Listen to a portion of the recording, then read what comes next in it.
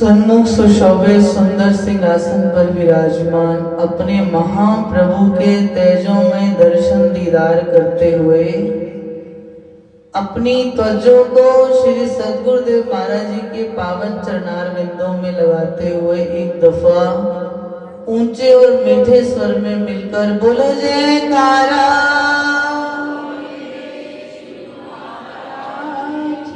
बोलो साचे। इतनी संगत है लेकिन हमें जयकारे से हम संतुष्ट नहीं हुए। आप गुरुमुख जन जब जयकारा बोलते हैं तो आपको आपके अंदर एक ऐसी शक्ति का वास आपके अंदर होता है कि आपका रोम रोम खिल उठता है, प्रफुल्लित हो उठता है, क्योंकि उस समय आप अपने स्वयं इष्ट की जय बोल रहे होते हो। इसलिए सभी गुरुमुख जन दर्शन करते हुए एक दफा खुल के और मीठे स्वर में मिलकर बोलो जयकारा।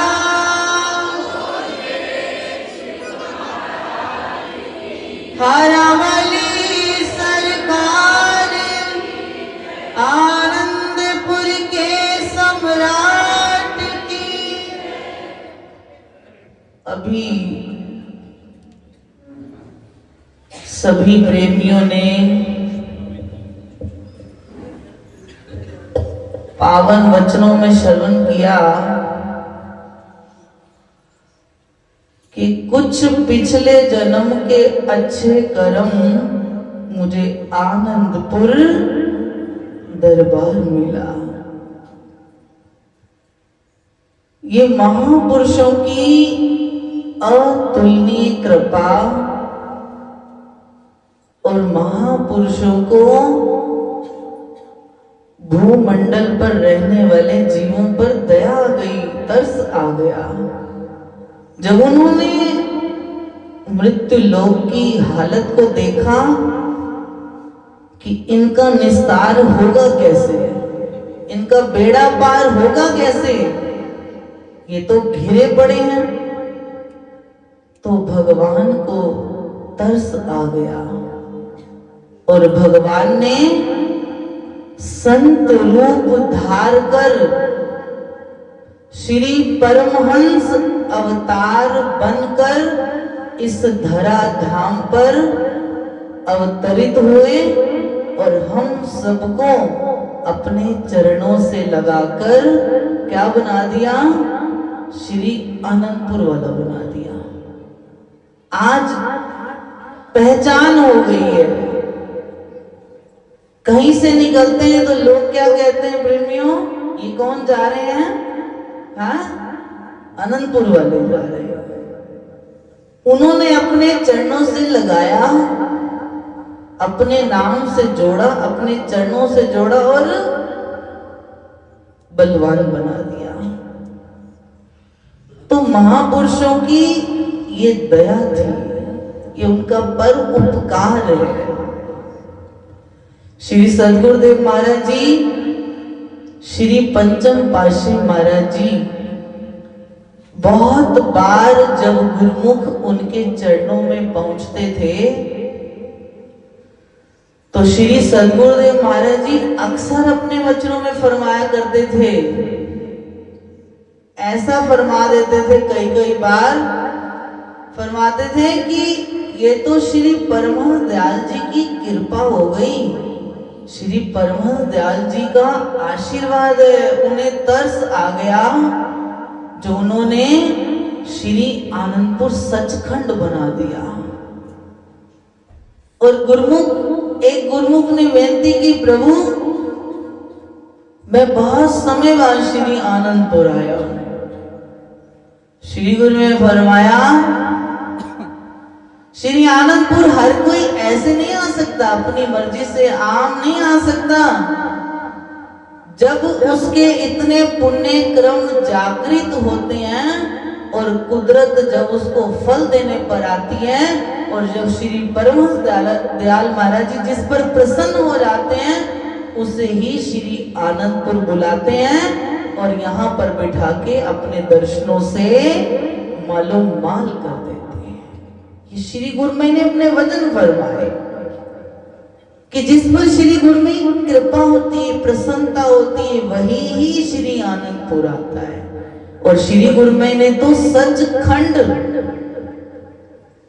इस धरती पर वैकुंठ साक्षात श्री आनंदपुर दरबार उतार दिया। एक प्रेमी भोली भाव सहज स्वभाव ही श्री चरणों में उपस्थित हुआ और श्री गुरु में श्री पंचम पातशाह महाराज जी अपने दर्शनों से निहाल कर रहे थे और विनती करता है, प्रभु मैंने सुना है श्री आनंदपुर में कल्प वृक्ष लगा हुआ है।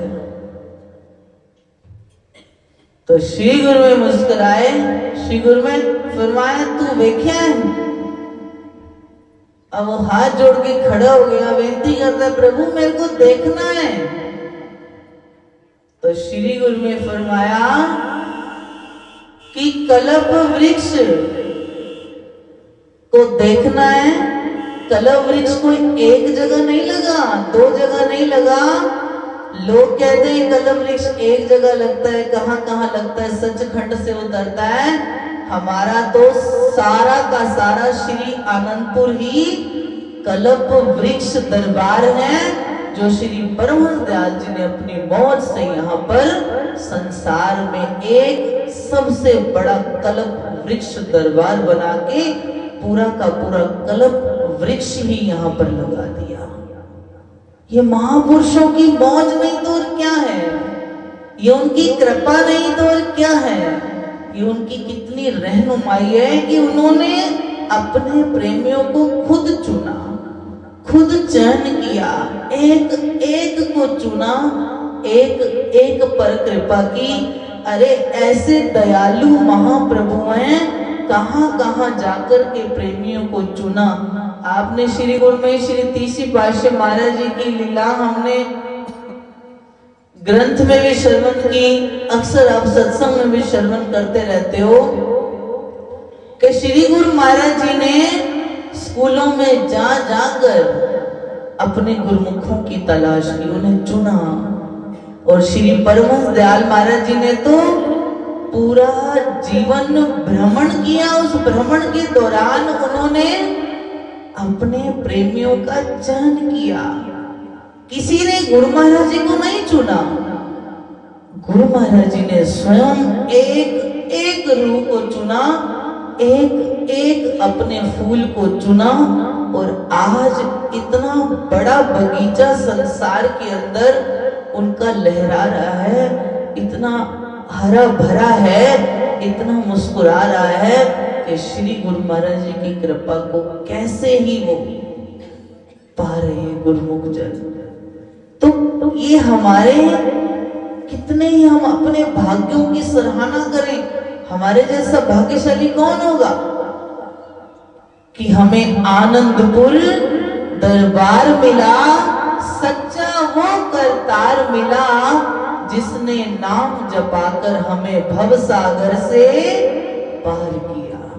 सहज सुगम रास्ते से हमें पार करने का जिम्मा उठा लिया और बार बार फिर समझा रहे हैं, बता रहे हैं, प्रेमियों अगर महापुरुषों की शरण में आए हो, महापुरुषों की अगर चरण शरण आपको प्राप्त हुई है, उनके चरणों में बैठने का अवसर मिला है, उनकी सोबत मिली है, तो उसमें क्या कर रहा है?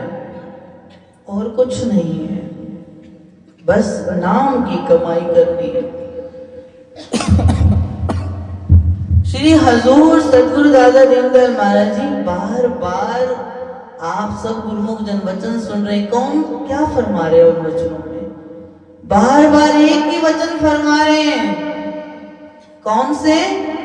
साथ ना चाले बिन भजन, विख्या सगरी छार, हर हर नाम कमावना, नानक ए धनसार।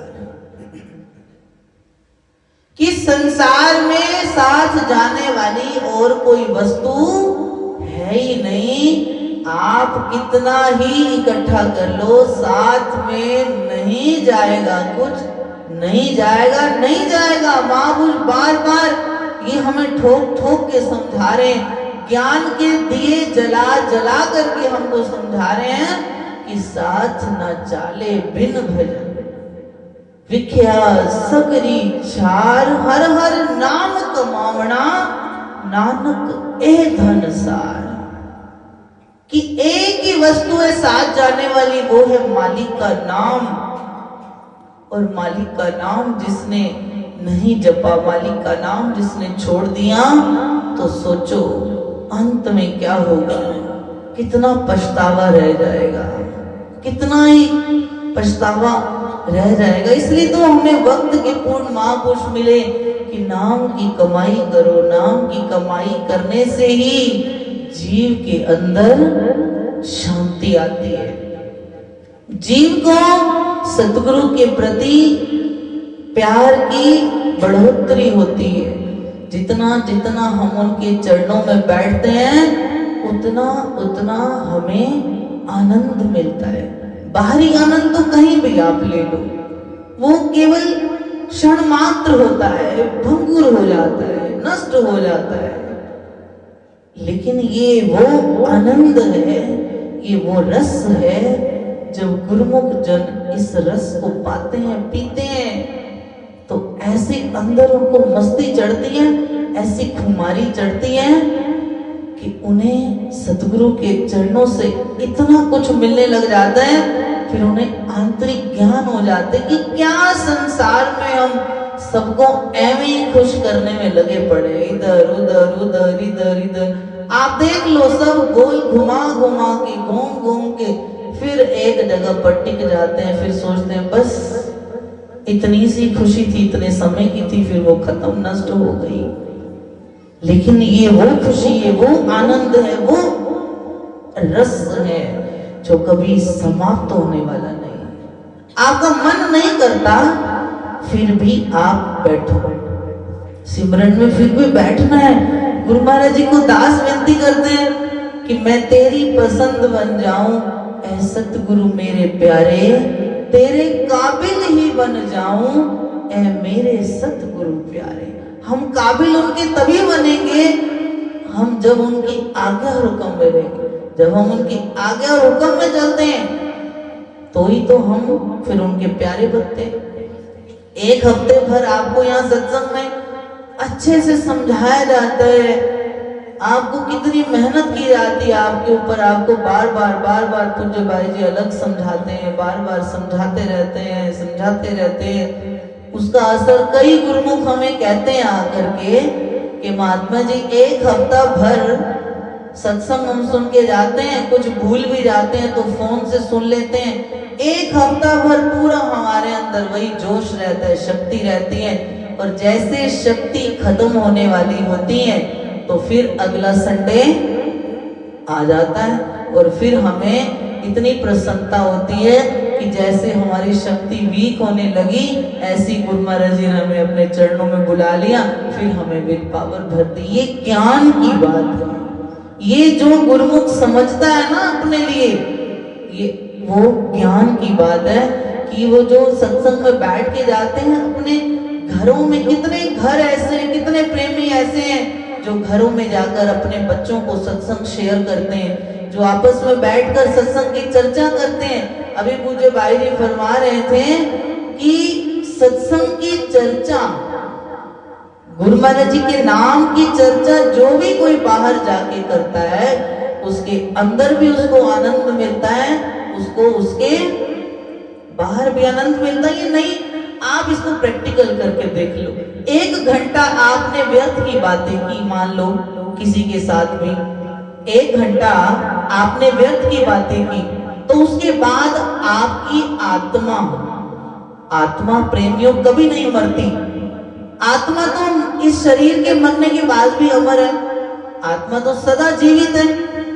आपकी आत्मा कुछ ना कुछ तो आपको जरूर कुरेदती होगी कि अरे 1 घंटा व्यर्थ कर दिया, बर्बाद कर दिया।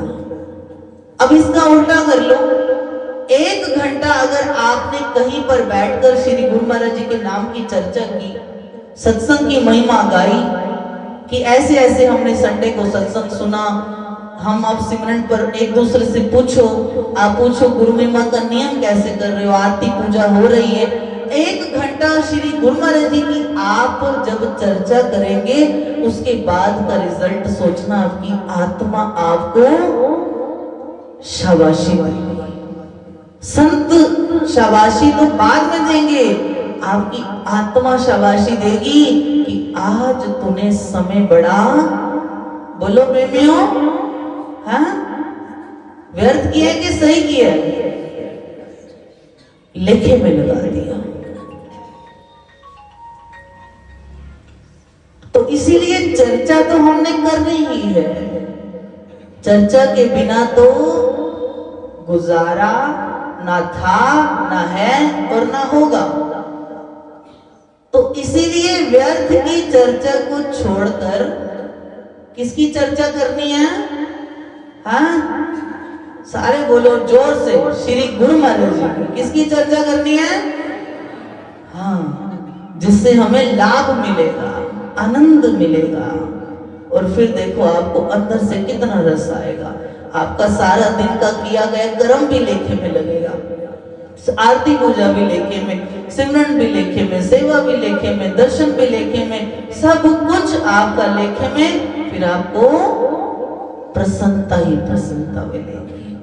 और गुरु महाराज जी को बार बार सिमरन के लिए विनती करते रहे, गुरु महाराज जी हमें अपने चरणों से जोड़ के रखना, अपने सिमरन से जोड़ के रखना। तो सबने बेनती करनी क्या? सारिक